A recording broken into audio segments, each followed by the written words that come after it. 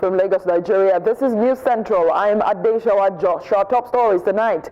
Nigeria's Chief of Army Staff arrives in Benue State for first-hand assessment amid incessant killings of villagers by militia groups. More than 200 bodies recovered in the aftermath of Niger flood as WHO activates emergency health response in the state. And Israel accused of horrific crime following latest attack on aid center in Gaza that killed at least 27 starving Palestinians. In business, Nigerian Communications Commission directs banks to deduct USSD transaction fees from users' mobile airtime. And in sport, Super Falcons defeat indomitable Lionesses of Cameroon 2-0 in an international friendly ahead of the 2024 Africa Women's Cup of Nations.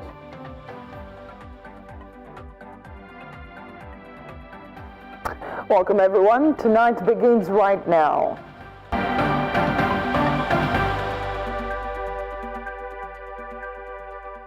We begin tonight in Benue State, where Nigeria's Chief of Army Staff, Lieutenant General Olufemi Oluyede, is visiting communities where herdsmen and militia groups have been attacking and killing innocent villagers. Official reports say attacks have almost become a daily occurrence and has left nearly 100 people dead in the past week alone. Several others are reportedly injured or maimed and several houses burnt, leaving many homeless. Lieutenant General Oluyede is expected to chair combat strategy meetings with operational commanders in Benue and review the state's current military operations. The Chief of Army Staff is expected to lead troops to the battlefront before heading back to the nation's capital, Abuja. Let's bring in Dr. Aminatu Ayatu, a senior lecturer of political science at Bayero University, Kano. He joins me from Abuja. Thank you so much for joining us tonight. Thank you for having me. So at least 100 lives lost in 1 week. Did we have to wait this long to respond?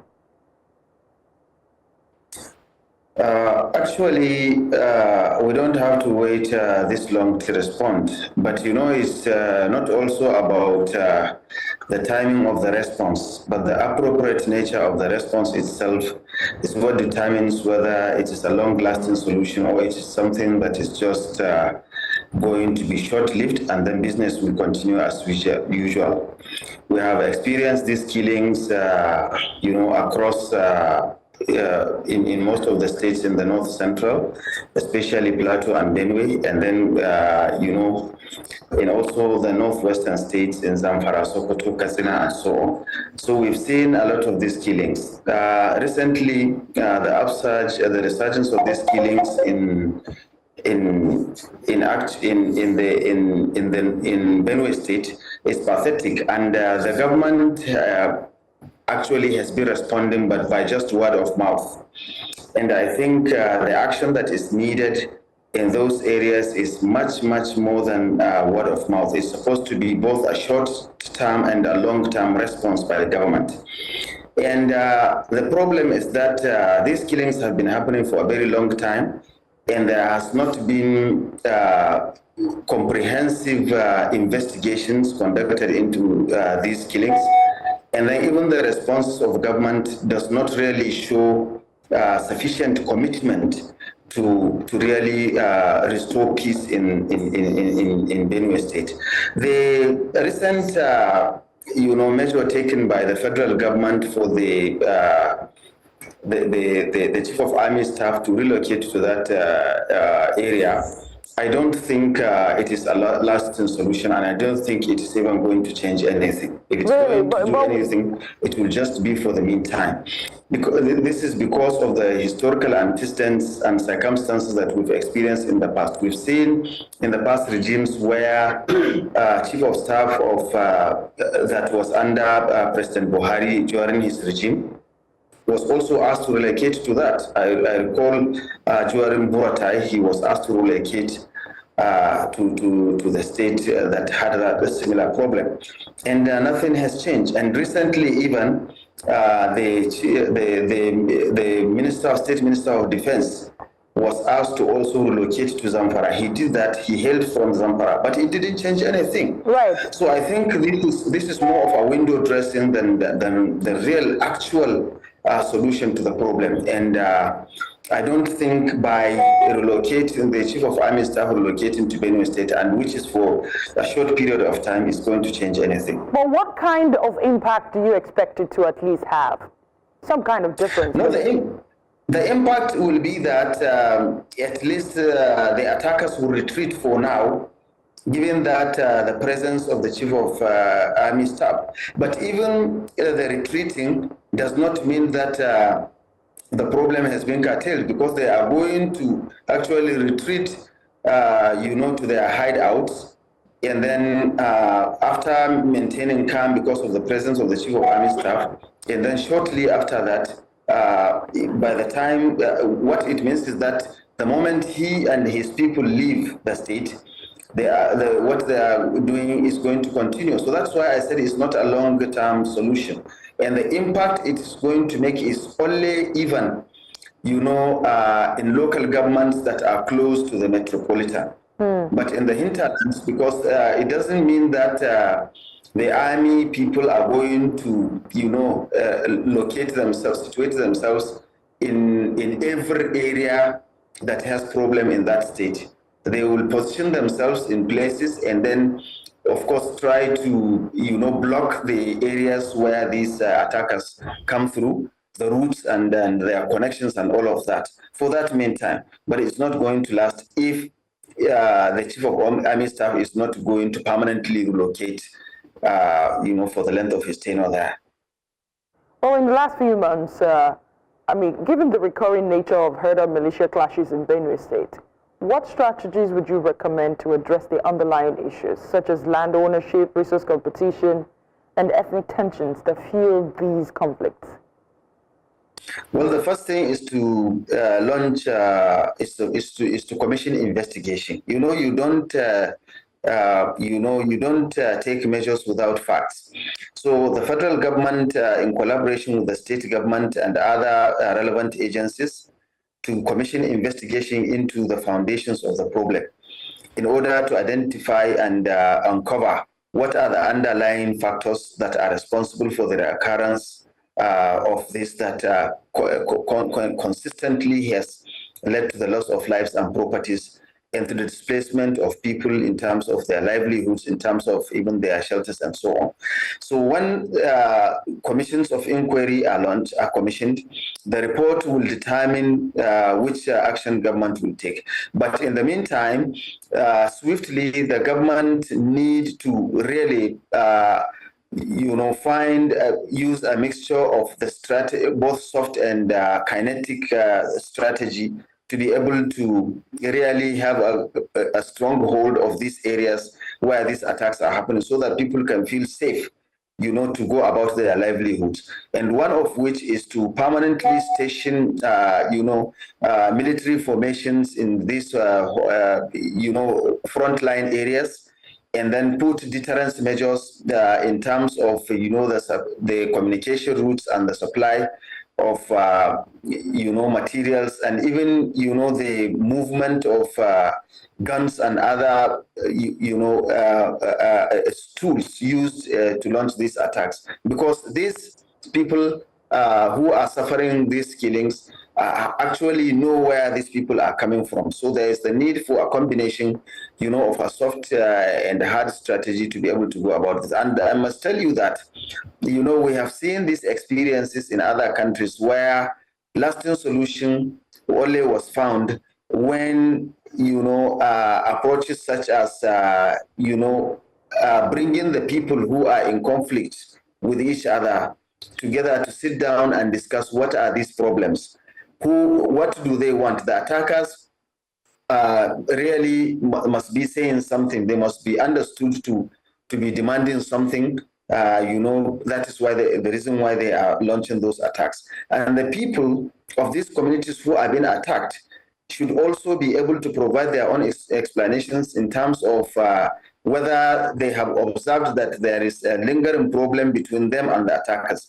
Because the moment we continue to apportion blames on each other, or helping, to stereotype certain narratives, in this conflict space, it is what has really made the conflicts to endure and without. Dr. Ayatu, In the last few months, we have seen a surge in attacks in Plateau, Taraba, Benue State, basically north central, northwestern states. Do you see a trend here? And if yes, are these attacks unrelated? Yes, definitely over time, a trend and pattern is observed. The trend and pattern is that, there are communal clashes. And these communal clashes are normally by people who are, resident of their communities, who are, indigenous of those places, and people who are believed to be coming from somewhere, because no community members will attack themselves by themselves. And then it has this trend of this long time observed farmer-herders conflict, where the herdsmen who are going about rearing their cows through certain routes, for long age, have lost those routes, and they have a cost to feed themselves and their cows. So the government is supposed to step in and see that such problems do not persist, by way of really demarcating these areas and really bringing about a lasting solution in the way that these clashes will not happen. Because we've seen in Plateau State, in Taraba, in Benue State, these clashes are not between usually the nomads that move around those areas and the people who live in those areas. And, what would you say, what intelligence gathering strategies would you propose to enhance the military's ability to anticipate and respond to herd and militia clashes in that state, and indeed across the troubled states? There has been intelligence gathering has always taken place in Nigeria, even in conflict settings that we are talking about. But the problem of corruption, because even when the intelligence is gathered, we have seen different instances where there is even connivance between some certain security agents or officials who have been posted to do their work, will end up conniving and doing something, or even taking money, from certain, one group of people against the other, or providing even very confidential information, to certain people who are in conflict with the other party. And that has really suppressed and, undermined the processes of intelligence gathering. So I think one of the important things to do is to also apply intelligence in detecting, corruption in the process of intelligence gathering, not just doing the intelligence gathering, because Nigeria has done that for a very long time, and we've seen recently even some security officials, apprehended in connection with some foreign people, to exacerbate the conflicts that is happening in some parts of northern Nigeria. We're going to have to leave it there tonight. Dr. Aminu Hayatu, Senior Lecturer of Political Science at Bayero University, Kano. Thank you so much for joining us tonight. While still talking security, the Director General of the Voice of Nigeria, Jibrin Ndachi, has called for deeper collaboration between government and citizens on national security matters. This was during the inaugural National Citizens Engagement Forum on Security with the theme Renewed Hope Agenda, Citizens Engagement and National Security. News Central's correspondent, Bettina Onweli, has more. The forum convened a diverse group of stakeholders, including heads of security agencies, civil society representatives, academics, youth leaders, media practitioners, traditional and religious leaders from across the country. The Director General of the Voice of Nigeria says that the forum aims at rebuilding public trust and fostering deeper collaboration between government and citizens on national security matters. Fellow Nigerians, let us remember, security is not just the business of security agencies. It is our own responsibility. It is a collective endeavor, a national project, a shared journey. It demands courage, commitment, and collaboration from all of us, government, media, civil society, and citizens alike.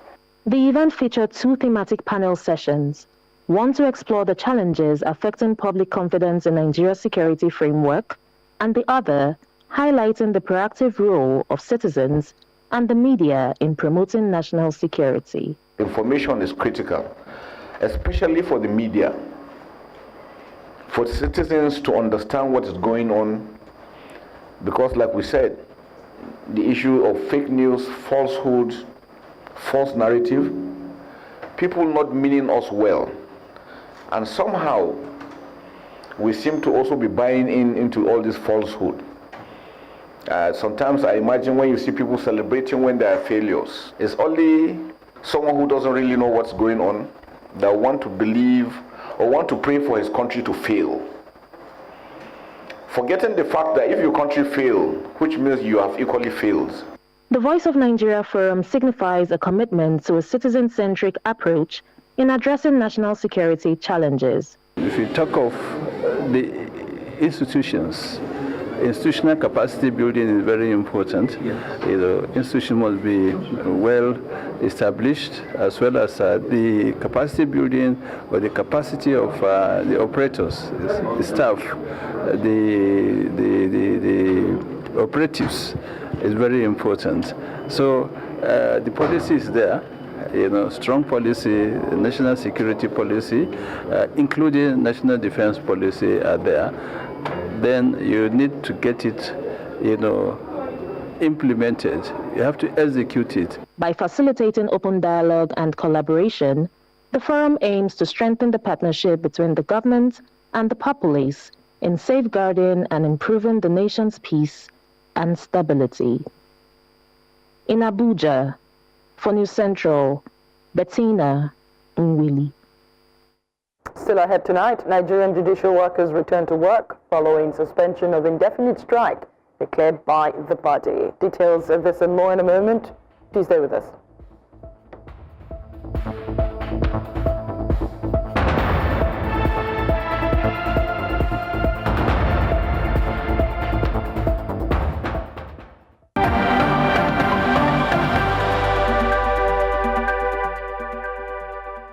Welcome back. You're watching tonight on News Central. I am Adeshawa Josh. A reminder of our top stories. Nigeria's Chief of Army Staff arrives in Benue State for first-hand assessment amid incessant killings of villagers by militia groups. More than 200 bodies recovered in the aftermath of Niger flood as WHO activates emergency health response in the state. And outside our shores, Israel accused of horrific crime following latest attack on aid center in Gaza that killed at least 27 starving Palestinians. Members of the Judiciary Staff Union of Nigeria, JUSUN, have called off their industrial action a day after shutting down court buildings in the capital Abuja and across the country in protest of unpaid salaries. JUSUN officially suspended its nationwide strike following a high-level meeting with representatives of the Chief Justice of Nigeria and other key stakeholders. The decision was confirmed in a communique jointly signed by all parties after hours of deliberation in Abuja on Tuesday. The statement outlined resolutions aimed at addressing the union's long-standing demands, which include the implementation of the 70,000 naira new minimum wage and its arrears, a salary increase of up to 35%, and the payment of 5-month salary. The parties agreed to a 1-month window to allow the federal government to release funds to the workers.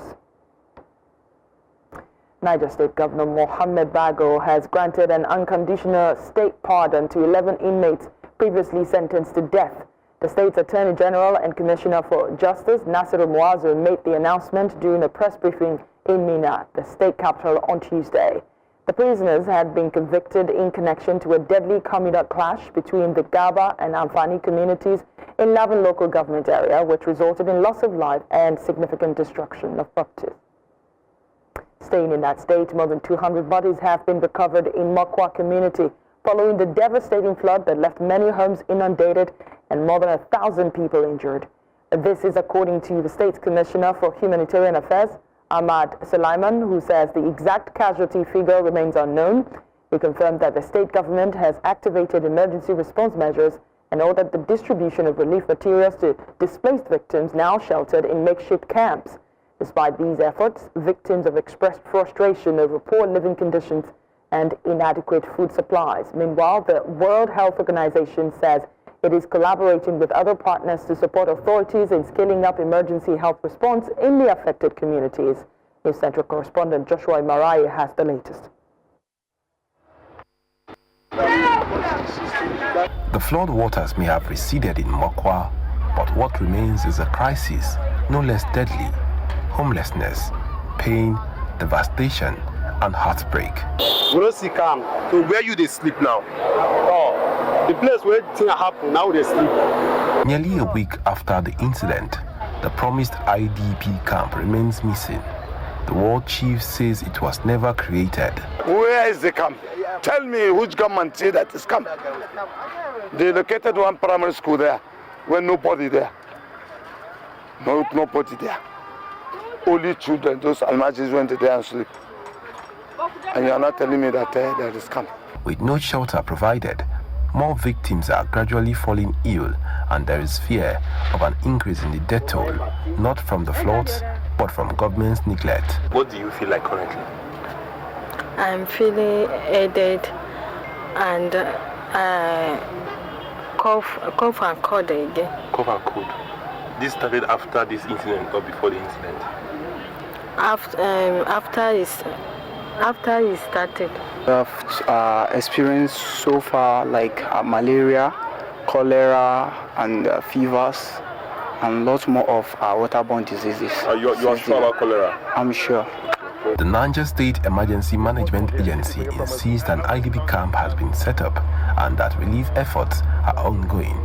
But those on ground, hope is drying up, just like the flood waters did after the devastation.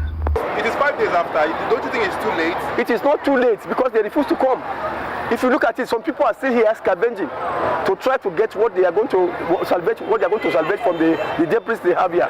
And then most of them are still traumatized, and some of them feel it's even a slap for me to go and say, when I have my brother or my sister or my daughter, my son or my daughter having his own house, that I should come and stay in the school. And then some of them, because they have not experienced this before, they are thinking, if I go to camp, who will feed me?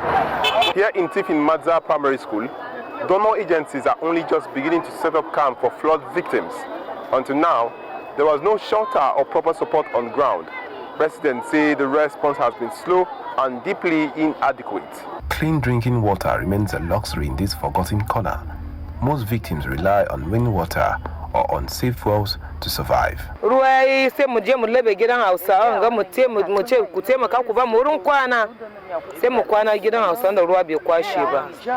Mokwa, it is not the flood that is killing hope, it is the silence that has followed.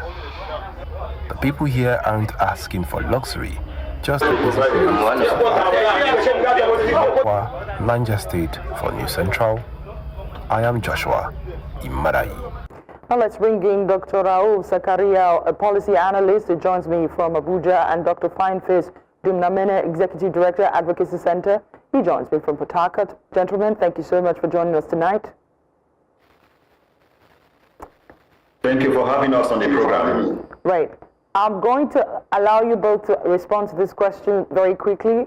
From what you have seen transpired between last week and now, how would you rate government and its emergency agencies' response? Let's start with Dr. Dumnamene.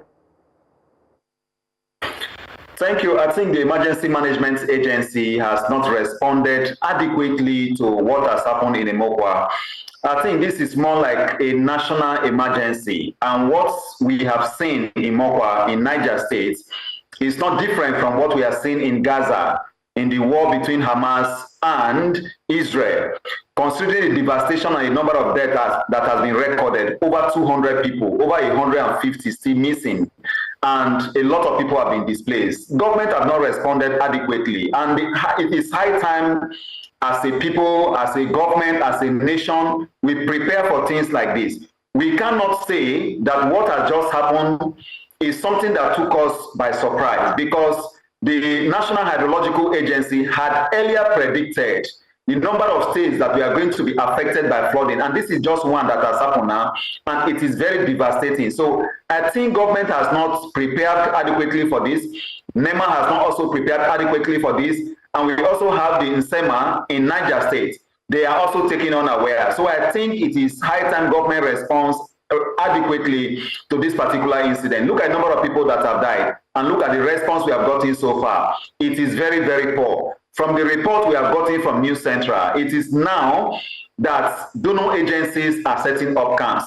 That means voluntary organizations and philanthropic organizations and donor agencies are those even responding better than the governments that are the custodian of the people and are supposed to take action in emergency situations like this. So governments have not done enough so far. I think they need to declare emergency on the situation there and ensure that they take steps to address this. While other states that have been earmarked to be at risk of flooding in 2025 should learn from what has happened in Mokwa and prepare almost immediately. I'll just hold that thought. I want us to come back to you. Dr. Zakaria, I want you to respond. But just before we go, Dr. Dumnamene, you're comparing this situation to Gaza. More than 54,000 people have died. I think that's like sleep and death. They're not the same thing. Not extreme. It's not in any way extreme. If you look at the killing that is going on in Gaza, people are being displaced, the same thing you have here. People are without food, water, the same thing you have here. Right. Government response in Gaza is also as poor as what we have in Nigeria right now. I see what you mean now. Let me bring in Dr. Zakaria. The government's response. How good, great, or horrible has it been, and what should the government be doing now? All right. I hear that Dr. Zakaria is not with us right now, so I'm going to bring that question back to Dr. Dumnamene. You have already told me that the government hasn't done enough to salvage the humanitarian situation in the state since the disaster occurred, and you have a couple of suggestions on how the government should go about it now. We want to hear it. Yeah, I think what governments should do at this point in time is to start by declaring emergency in the situation there. And having declared emergency, certain laws and procedures will be suspended, and then government should take immediate action to ensuring that they move in, give support to the people, erect shelter. You can see the primary school where the people are asked to stay. It doesn't support life. And I think government should take steps almost immediately to ensure that the people have shelter, ensure they have food, ensure they have water to drink, and also deploy health professionals to where the people are to ensure that they are being taken care of. While steps should be taken to even fumigate the area, because it is about a week now since this happened on May 28th. And a lot of dead bodies that have not been recovered, like some of these residents have said, may now begin to bring about certain diseases in the environment. So government should take steps and ensure that they work with relevant agencies to step in and arrest the situation before the people begin to die from not flooding this time, but government negligence and starvation as a result of lack of food and other things to support their lives where they are now staying, those who are surviving the flooding. Speaking of the government, the vice president is reportedly heading there tomorrow to Mokwa. What should he be doing when he gets there? Yeah, I think when the vice president gets there, first he will convey the sympathy of Mr. President and people from other parts of the country to the people of Mokwa. Having conveyed that, the government should make certain critical pronouncements that immediately emergency is being declared in this area, aid is coming to them, shelter will be provided. Those who have lost their homes will have their homes rebuilt. Those who have lost their sources of livelihoods will have support from government. And then the state government should also join to make certain pronouncement to making sure that those who have survived this very devastating flooding have some kind of support. This should not be taken like with kid gloves, like what we have had before. You can see a lot of people not having where to stay, not having food to eat, not having water to drink. So government should make certain critical pronouncements on the visit, tomorrow by the vice president on ways of taking care of the people who are surviving this very big disaster that has been recorded in Mokwa and being expected in other parts of the country if steps are not taken. I'm certain that the vice president and his aides are listening. But while we are at it, you have said a lot about response. Can we go and talk about prevention? Can we talk about preparedness? Yeah, in terms of preparedness, I think we need to see how we can synergize. We have also listened to the National Emergency Management Agency. They said they were going to deploy their staff across the 774 local government area and the 36 states and the FCT to sensitize the people on the flooding. They should intensify that effort. States that are yet to set up their state emergency management agency should do so almost immediately.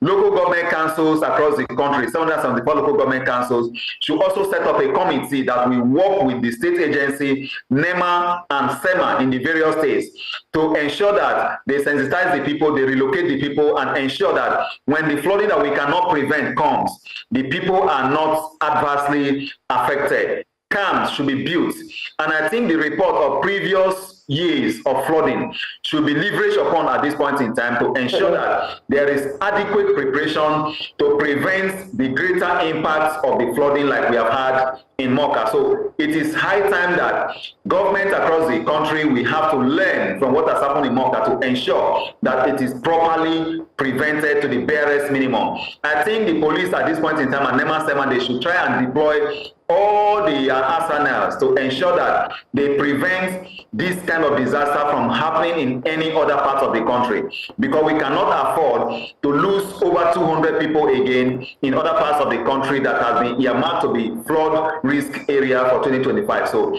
prevention is better than cure, they say, and it is high time government takes steps to ensure that what happened in Mokwa does not represent Mokwa does not happen in other parts of the country going forward. Well, I want to bring you to something a little bit controversial, but it is hard to imagine. Some residents have alleged that they were being made to take a photo shot of food, but were not given food. Talk to us about managing this sort of situation. Yeah, I think what is happening there is that the food supply may be more than the people that need the food. That but why make them take photos of food, allegedly, and not actually, according to these people, not give them food? I didn't really get you. I think you are saying they are not giving food, right? So the people allege that they were asked to take photos with food, but they didn't actually get food. I think the people that may do that are the donor agencies, because they have to report to show that they have actually delivered the food they were given to give. I belong to the civil society organization, and when we are giving things to share of that nature, you must take photos, you must take videos to show that you have actually done that. It is for reporting. But if government agencies are those that are taking those photos, I think it's not very necessary, because governments, it is their responsibility to take care of the citizen. But when it has to do with philanthropic organizations, donor agencies, NGOs, they have to take photos because they have to report. So it's natural in the civil society organization for that to happen in the sake of reporting. But I think that adequate steps should be taken by the government to ensure that the people have enough food to eat. I believe there is access roads. They can also use boats and other measures to reach them. Helicopters should be deployed at this point in time to ensuring that the people have enough food to eat, at least to survive, having survived the devastating flooding that have made them to lose their loved ones in the process of this incident. So before I let you go, my prayer is that you and I will not be discussing this same problem next year, because we know that rains are going to come. We know that flooding is likely going to happen. Are you optimistic we will not be talking about this time next year? Yeah, we may be talking about it next year, but we shouldn't be talking about it in the way that it has happened in Mokwa. It shouldn't be that devastating. We cannot stop natural disaster from happening. We cannot stop flooding from happening. But as a government, as a people, we must come together, work together, prevent it, and be able to manage it properly if it eventually happens, and not to have this kind of scale of losses that we have recorded in Mokwa, lives and properties at this very high scale. I think it was preventable to a very large extent, and it is high time we prepare for other states and then not let this happen to this magnitude next year, since we cannot prevent the flooding from happening. All right, because about this time last year it was Borno, now it's Mokwa. Who knows what's going to be next? Thank you so much, Dr. Fineface Jumnamene, for your thoughts tonight. We really do appreciate you making the time. Thank you. Thank you for having me. Nigeria's House of Representatives Committee on Public Accounts has expressed concerns about persistent challenges impeding fiscal governance and public accounts management in the country. Lawmakers highlighted limited full-cycle audit implementation, institutional financial leakages, and non-enforcement of financial protocols across ministries, departments, and agencies as major challenges. Chairman of the Committee on Public Accounts, Bamidele Salam, raised these concerns while briefing journalists ahead of the upcoming National Conference on Public Accounts and Fiscal Governance, scheduled to hold from July the 6th to July the 10th this year. As a crucial stakeholder charged with the constitutional mandate to oversight public financial management activities, I reviewed the report of the Auditor General for the Federation, as well as ensure that public funds are judiciously utilized. We stand at a critical juncture in the journey towards fiscal governance reforms. While some progress has been made over the years, and particularly the notable reforms under the current administration, entrenched systemic challenges still remain in our public sector financing.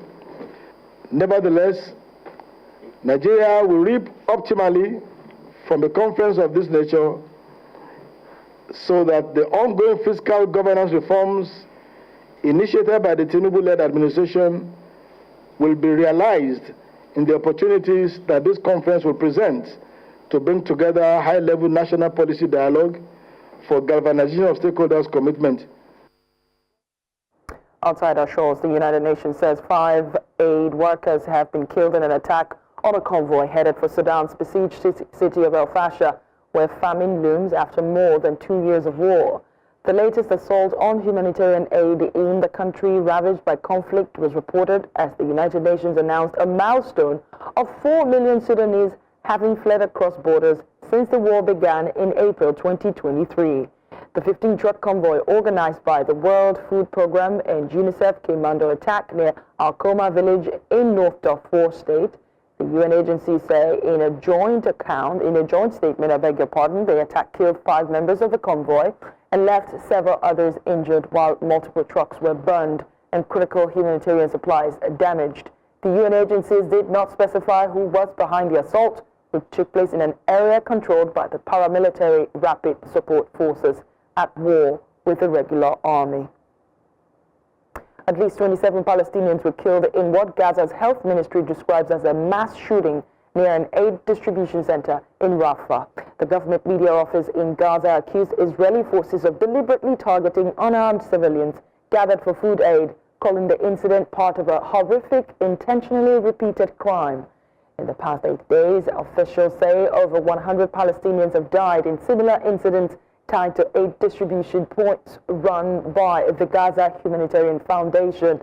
Meanwhile, the Israeli military confirmed the deaths of 3 of its soldiers in fighting in northern Gaza's Jabalia area. After the short break, it will be time for Money Talks, sports and entertainment. Do stay with us.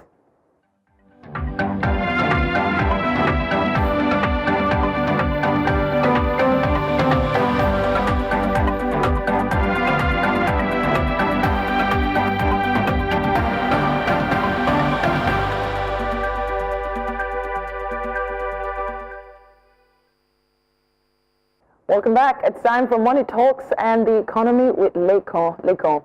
You've got interesting stories. You've got an interesting story about how Nigerian banks will be deducting charges from our airtime. Yes, that's what's going to happen from now, whereby banks will charge USSD services directly from airtime rather than from bank accounts. And I'll tell you why in a short while. Stay with us.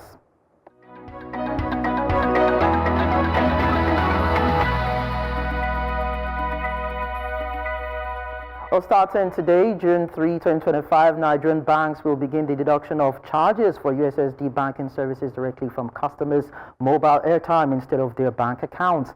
And this follows directive from the Nigerian Communications Commission implementing the end-user billing model. Each USSD session now costs 6.98 naira per 120 seconds, billed by mobile and network operators after customer consent. Banks like UBA and FCMB have informed customers of the change, encouraging use of alternative channels such as mobile apps and internet banking. The move aims to resolve the 250 billion USSD debt dispute between banks and telecom operators. Away from that, Ghana's real household spending is expected to grow by 2.5% year-on-year in 2025, according to a new report by Fitch Solutions, up from 1.1% in 2024. This recovery is supported by easing inflation and projected currency stability, allowing room for a more relaxed monetary policy by the Bank of Ghana. Total spending is forecast to reach 129.7 billion Ghanaian cedis, at constant 2010 prices. That's 25.4% above pre-pandemic levels. However, Fitch warns that macroeconomic risks such as lingering inflation, interest rate volatility, and weak wage growth may dampen consumer sentiments. We now tell you that concerns are mounting globally as China's export restrictions on rare earth alloys, magnets, and critical minerals threaten major disruptions in automotive and tech supply chains. On Tuesday, German automakers joined U.S. and Indian manufacturers in warning that these curbs could lead to production delays and economic instability. China's move, initiated in April, halts key exports vital to cars, aerospace, semiconductors, and defense systems. The suspension is seen as a strategic move in China's trade standoff with the U.S. We now look at the Nigerian exchange market that actually sustained its upward momentum. Now, the all-share index rose by 0.37% to close at 112,427.48 points, and market capitalization also increased 70.89 trillion naira, reflecting broad-based buying interest across key sectors. And talking about sectoral performance, now the banking sector led with a strong gain of 1.36%, actually driven by renewed interest in Tier 1 stocks. Insurance followed closely by 0.93%, while consumer goods advanced by 1.05%. Of course, the industrial goods sector also added 0.96%, extending the market's bullish tone. Meanwhile, the oil and gas sector declined by 0.21%, marking the only laggard of the day. Now, investor sentiment remains positive with increased rotation into fundamentally strong sectors as confidence grows ahead of upcoming earnings releases. And that's it on Business News. I am Lekon Onobanjo. To stay with us for more.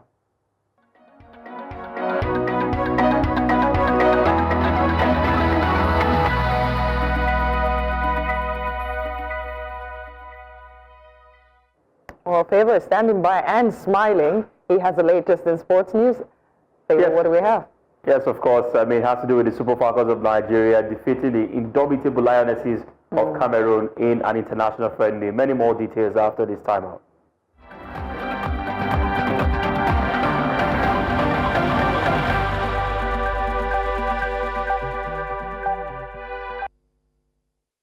The draw for the FIFA Under-17 Women's World Cup takes place this Wednesday, June 4th in Rabat, Morocco. For the first time ever, 24 teams will compete in the tournament, now in its 9th edition since launching in New Zealand 17 years ago.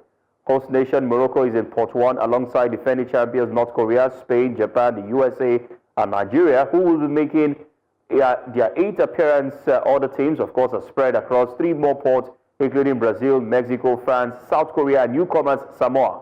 Africa will be represented by 5 nations, with Morocco and Nigeria leading the charge. The tournament promises more action and wider global participation than ever before. Still talking women's football, the Super Falcons of Nigeria secured a 2-0 victory over the indomitable Lionesses of Cameroon in a one-off international friendly played at the MKO Abiola Sports Complex in Abeokuta. Nigeria dominated the encounter with captain Rasheedat Ajibade leading the charge, scoring both goals. First from the penalty spot in the 28th minute after being fouled, and again in the 43rd minute following a well-placed assist from Omorisola Babajide.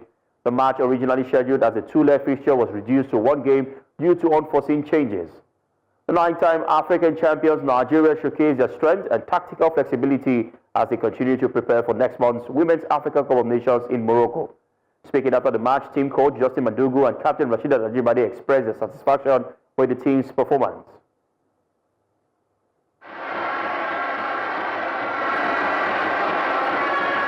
So, like I said, it's still work in progress, but we still must commend the girls for the gallant effort they put in as far as today's game is concerned. We all know games between Nigeria and Cameroon. On paper, they will look friendly, but then we all know, there is always the prestige at stake, and everybody tries as much as possible to ensure that you don't disappoint your fellow countrymen. And by the result of today's match, I think we appreciate what... And now to the Super Eagles of Nigeria. 19 players, including debutant Olusegun Olakunle of Krasnodar FC, trained at the Moskvich Stadium on Tuesday at Nigeria's Super Eagles commenced preparations for their international friendly against Russia. Head coach Eric Chell is using the high-profile fixture as a key part of his build-up towards the 2026 FIFA World Cup qualifiers and the 2025 Africa Cup of Nations in Morocco. Buoyed by recent Unity Cup triumph and a 4-match unbeaten streak, the Eagles are able to maintain momentum against a strong Russian side that recently dismantled Zambia 5-0. Friday's clash will take place at the iconic Luzhniki Stadium in Moscow, with Chell expected to test tactics and evaluate new talent ahead of the crucial qualifiers later this year. And that wraps it up on Sports Update. And Favor Itwa tonight continues with Adeshewa.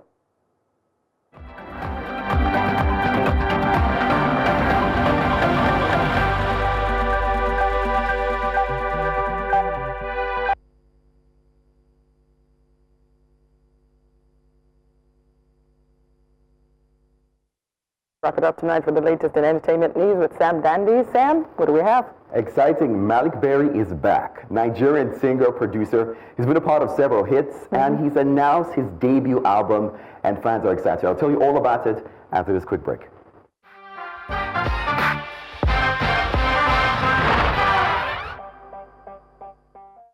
It's great news. Malik Berry has officially announced his debut album, If Only Love Was Enough, and it's set to drop this month. His first album is surprisingly exciting news because the British-Nigerian Afrobeat sensation is no stranger to hits. He's long been a force behind the scenes, producing and collaborating on chart toppers like Wizkid's The Matter, Runtown's Lagos to Kampala, and of course fan favorites like Control and Pon My Mind, earning praise for his seamless blend of Afrobeats, R&B, and pop. Although the album's track list was unrevealed, he dropped a cinematic trailer on socials. It hints at themes of love, heartbreak, and personal growth, and fans predict a truly emotional and clean project. Fans like myself are hoping for some heavy collaborations, including maybe a usual collaborator, Wizkid.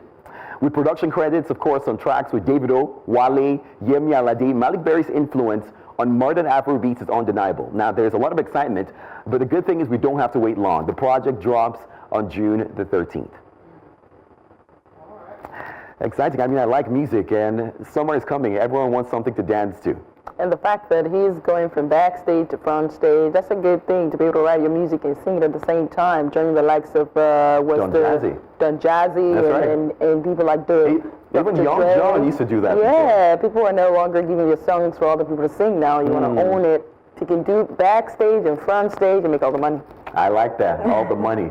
Let's go out the continent. Eminem's publishing company, 8 Mile Style, is taking tech giant Meta to court, accusing the company of profiting from the unlicensed use of the rapper's music across Facebook, Instagram, and WhatsApp. Filed in the U.S. District Court in Detroit, the lawsuit claims Meta allowed Eminem songs to be stored and distributed throughout its platform with billions of views, all without securing proper rights or licenses. According to the suit, Meta's tools like algorithm-driven feeds and music sharing features actually encourage copyright violations rather than preventing them.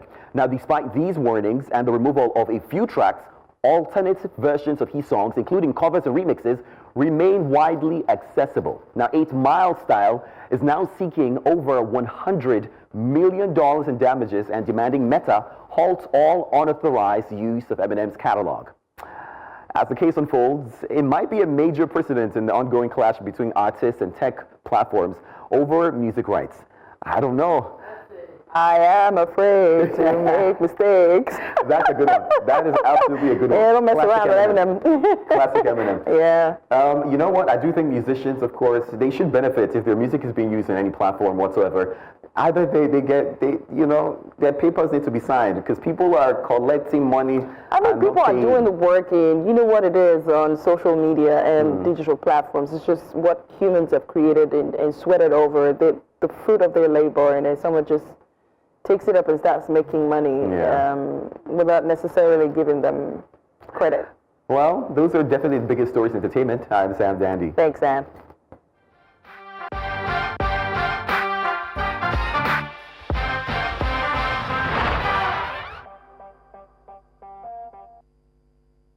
Before we go tonight, as Nigeria's border with Niger remains closed, local ram sellers in Katsina State are voicing their frustrations. For years, this border has been a key route for the import of rams from Niger, especially during the festive seasons when demand increases. News Central Rukaya Jibia has more. As the Eid al-Adha approaches, livestock dealers have expressed concerns about the recent livestock import ban imposed by the authorities in Nigeria. So da adi shekara da ma abin in yayi yawa zaki ga kasuwai ka shekara kana wahala amma zaka dai tsira kawai. Many of these traders rely heavily on cross-border trade. However, the Nigerian government temporarily banned livestock import to stabilize domestic prices ahead of the Eid celebrations. Since the closure was enforced, the scarcity has led to price hikes and increased competition for the limited rams available. A gaskiyar lamari mu dai bamu ji daɗin rufewa ta ba saboda dabbobin mu anan gaskiya sun dan karanta haka ba su irin yawan nan ba da sauransu da. Ita ya mu ba mu fata dabba ta kare saboda in ta kare na za mu je mu nemo wuta. Border security measures have been tightened, making cross-border movement more difficult. San ma da aka rihe talaka ne zai juya, nan ma da ba a buɗe ba talakan shi zai ji. While Nigeria maintains that the border closure is necessary, traders argue that it is also affecting their livelihoods. Sabanin mai kasuwa in an rihe to zai samu wani abu nan, san kuma su ba za su ji daɗi ba ko ba hali ba, amma mu kanmu ba wani daɗin rihon muke ji ba saboda muna da bisashe ga dajin. The closure of Nigeria's border with Niger has severely impacted the livestock market, leading to a shortage of ram and other animals available for its celebrations.